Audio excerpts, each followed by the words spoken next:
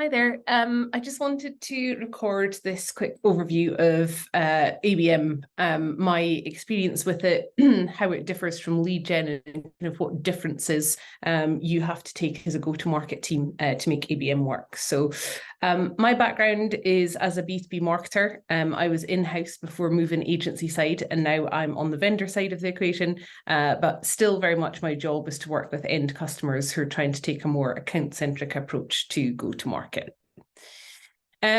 So I know nobody wants a vendor showreel, so that's not what I'm going to do today. In fact, probably if you want to know more about Terminus, we'll need another session, because today what we're going to talk about is my own experience of moving to ABM, the differences between lead gen and ABM, what foundations you need to get in place, and I'll also talk about what tech can help you do, as opposed to clubber you over the head with why Terminus is the best. Let's just assume I've said that already, and then finish with a customer case study.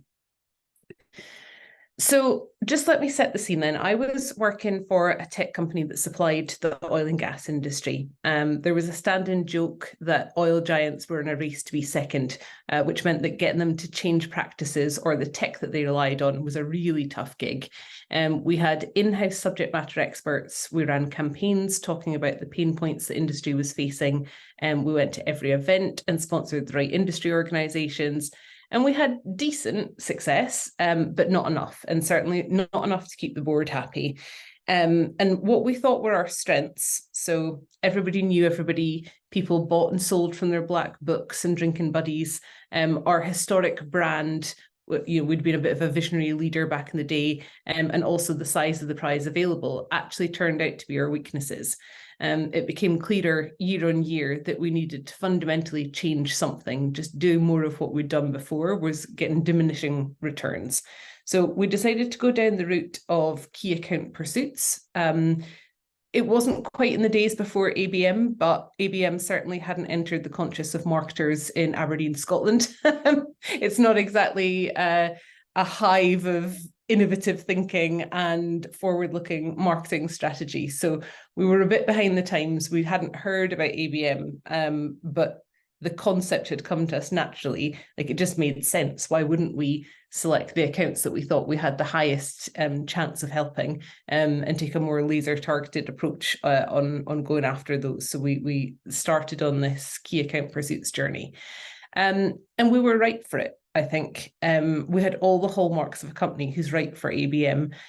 These 6 bullets that I've listed here. So, relying on a wish list of prospects, being with a small total addressable market, big deal sizes, long sales cycles, lots of people involved in that decision-making unit, and then ultimately being very reactive to RFPs,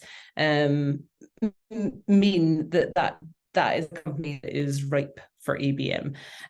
It's very easy to be reactive in this instance and to take a spray and pray approach. Companies with fast sales cycles and low ACV are actually not a good fit for ABM. ABM is more of a long-term shift and go-to-market. That means it takes time to influence the accounts. You need to have, a large decision-making unit, slow sales cycles, big average deal sizes. That's where ABM really comes into its own, and starts to show substantial gains for the business. So without the benefit of having discovered the term ABM and therefore making it up ourselves, here's what we did. So we gave each sales rep 5 accounts to go after. We had sort of figured out that in order to get into the depth we thought we were going to have to get into, more than 5 was going to be unmanageable. There was a marketer aligned to each rep. So each account had like a little SWAT team of 1 salesperson and 1 marketer. We relied on a lot of deep desk research. It was just very, very manual. We read press releases, company reports, interviews that the CEO had done on other, I was going to say podcasts. It was in the days before podcasts. We weren't even really doing too many webinars then, if I think about it. It was more like on blogs and in articles, or at events and things. And then with all of that material and with all that knowledge and understanding what was important to the account and how our value prop aligned to that, then we then just had sales reps outreach. So this was done very much via emailing, calling, reaching out on LinkedIn by the sales rep, and marketing was very much supporting with content.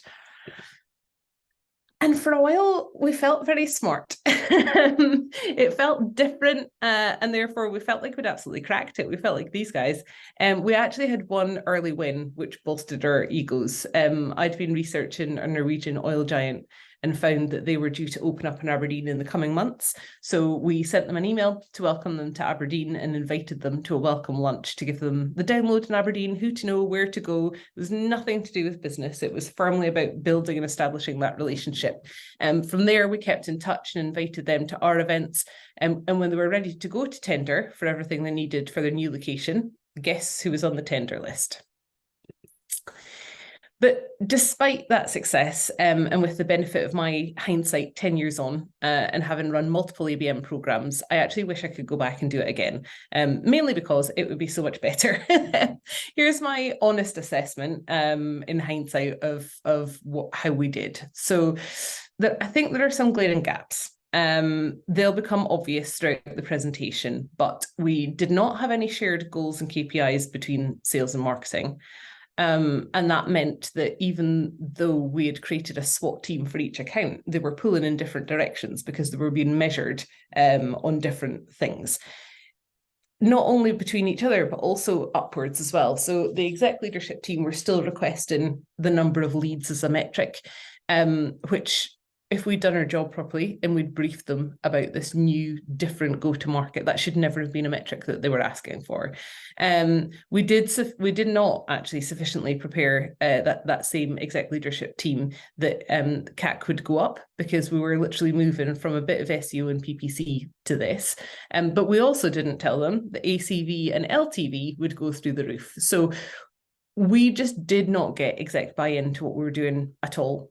So they were still thinking in the old terms with the old metrics, and we were doing something fundamentally different. And of course they were confused because we hadn't spoken to them. So getting that exec leadership team buy-in is really vital to the success of this, because they need to buy into how this is going to work and how to measure it before you're ever going to get free rein to run an ABM play properly. We also didn't have any data. So we were going off what we had in CRM and what we could Google. The desk research was great, but it took ages. We had no account data or contact data. We also didn't have any first or third party intent signals to tell us where to go fishing and when. We also didn't tier or categorize those target accounts, so we treated them all the exact same way, whether or not they'd engaged with us in the past, whether we had existing relationships, if there was a clear reason to buy or any sort of compelling event.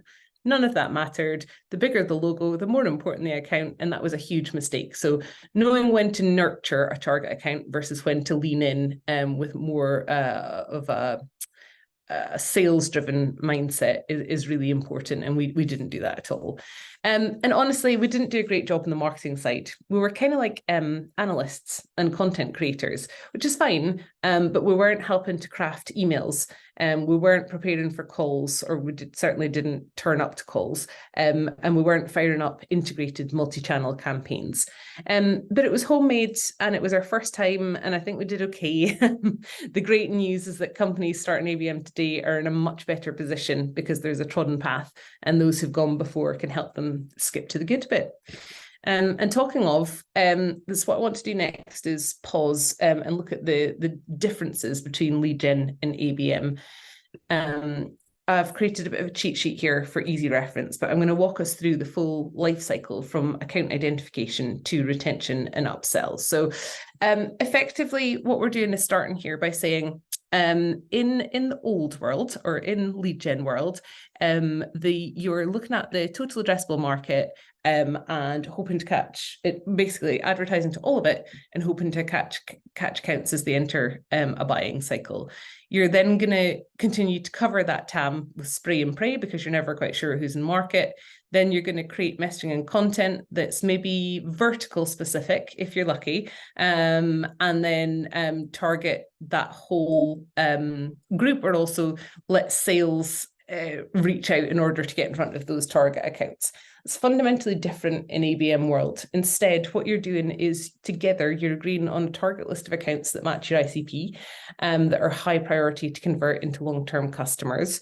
You're using data and insight to give you an understanding of who is in market and why and when. You're then clustering together accounts that show the same pain points and challenges, because those are the accounts that are going to resonate with the same content and the same messaging. And that is what you're going to push out through your campaigns. You're then going to have your sales and marketing outreach to your target accounts to deliver personalized experiences. And what I mean by that is that you almost create a surround sound effect, so that no matter where they come across you, they're getting the same messaging, the same content, and the same experience. And it should be the same experience because you've crafted it for them, because they're in your target accounts. Now, you can do that to one specific account. You can target HP and give them a completely bespoke experience. You can also cluster accounts together. So you can have maybe 20 accounts that are showing the same challenges and the same pain points that you can help solve. And they are all seeing the same campaign. And that just gives you a bit of scalability. That's that one to few approach. Moving on in that journey then, what you're also thinking about doing is not only wherever you touch them out on the web, but also when they come to your owned environments, they should continue to get that personalized experience. So do the pages that they're visiting continue to speak about those same messages and pain points? Is the chatbot just standard, or is it customized to them? And then in the old world, there's always like a handoff point. So either we're passing off, as marketers, we're passing off leads to sales and never seeing them again. Or if we win them, we're passing them off to customer success and we never see them again. But when in an ABM setup, the account team or sales and marketing should be responsible together for identifying, targeting, engaging, and winning those accounts. So there is no handoff point. That is a team effort to bring them all the way through from first touch to conversion. And then don't leave them there. So ABM should also cover the whole customer life cycle. It's, I think, been a bit lost in the mists of time, but ABM actually started life as a customer retention and expansion play. The theory was that you would never have more intel than you would on your existing customers. And so therefore, this was a way to try to maximize the revenue from your existing customer base. Over time, people started to say, well, that same approach sounds great. We should do that for new logo acquisition, and have sort of forgotten to keep doing it after the point of first sale. And then the final piece here is measure success by the number of accounts you've targeted, clicks, form fills, and leads. That's the old world. In ABM land, it's really all about pipeline and revenue, but those are lagging indicators. Things to look at from a leading indicator perspective to see if this is working or not is how engaged are those target accounts, and how many stakeholders have you managed to either engage with or get in front of within each of those target accounts. So as you can see, there's quite a shift needed. It can feel a bit overwhelming. So next, we're going to make it all seem easier. We're going to put together this sort of hierarchy of needs idea, so that you can see the path to success. And this is, a very simplified version, but in terms of what's most important and what needs to be done first, the two most core things that will destabilize your best ABM efforts if they're not in place, or if they're not done properly, is data. So do you have clean, reliable data on your industry? And do you have behavioral signals that you can rely on? And also, you need to make sure that there's internal buy-in. So I always think ABM is held back because of the M. It can be seen as a new style of marketing. It's really not. As we've spoken about there, it's kind of an organizational operational shift. It's a new go-to-market strategy. I prefer to think of it as account-centric go-to-market, but that's just me. I'm not going to persuade a whole industry to change what they call this. Next, you're going to want to make sure that you go beyond the account level and map out the DMU, so that when the decision-making unit, so that when the account begins to engage, your team will know which stakeholders to start engaging. And you need content. Content is so key. I see ABM programs fall over time and time again because they've done great research. They have great insights. They know exactly, why an account should speak to them. And then the content that goes out is just a bit bland. It's just a bit generic. It really doesn't really hammer home the pain points and provide thought leadership or education. And even if somebody reads it, if it's not interesting, they're going to move on, and you've kind of lost your opportunity to spark the interest of your target accounts. And then also you need to be able to activate. Otherwise, you're going to be me in 2014, and it will be targeted sales outreach and not ABM. And then finally, you need to know what's working. What's not working, so that you know what to dial up and down. You can also now start to try different types of ABM. So, as we were speaking about earlier, one-to-one versus one-to-few versus one-to-many, the different plays for existing customers versus net new, etc. So now we get to the tech. And here's a diagram that I've pulled from the ABM Leadership Alliance. This wheel is their take on a sample ABM tech stack. Like I said on this slide, real talk, you don't need technology. And I know it sounds a funny thing for me to be saying, given that I work at Terminus, but you don't actually need it. And I think it's worth saying that up front. But you will be curtailed by available people hours. There's a lot of admin and a lot of maintenance that can be helped with the tech. So if you want to do it for more than maybe 3 total accounts as an organization, I recommend that you do buy the tech for main reasons of automation, to leave your team's time to be more strategic, but also loads of the tools today come with data and insights blended together, and that comes as part of the tool. And those insights on target accounts are vital if you don't want to come back to 2014 with me and be Googling like a madwoman for weeks on end. So, I mean, I've not done my job if I haven't marked with a little T on here everything that Terminus can do, but just to give you an idea from an objective third party, so the ABM Leadership Alliance, what they consider the elements of an ABM tech stack to be. And then I just want to leave you with one of our customers who's seen success with real ABM, so that you have an example beyond my homemade efforts of yesteryear. So this is G Treasury. A bit about them. They are in the financial services. They have around 200 employees. They do treasury and risk management solutions. G Treasury uses Terminus to discover key enterprise accounts that fit their ICP, who are also researching financial services solutions online. And then they target the decision makers with highly relevant content. So they were able to build a target account list already within their CRM that matched their ICP.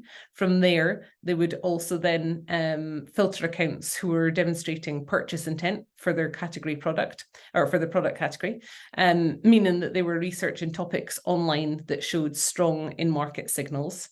They were also able to gain valuable insights into web traffic and could determine which accounts needed more brand awareness activities and which needed acceleration activities.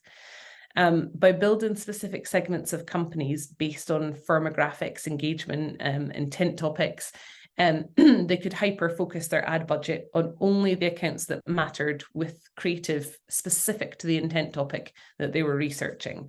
Then they were able to use our ad targeting to focus their ad budget exclusively on the treasurer and the risk management job functions. Once engagement increased, they then activated their sales teams by including contact level engagement, contact level details, and account level intent data on their account record in Salesforce through our two-way integration. And as you can see, the results are impressive, especially when you look at these results and realize that they're after 1 month. And I just wanted to not just take you on a journey of my personal ABM experience, but also show you that when done properly, the results can be quite staggering. And thank you. Give me a shout if you've got any questions.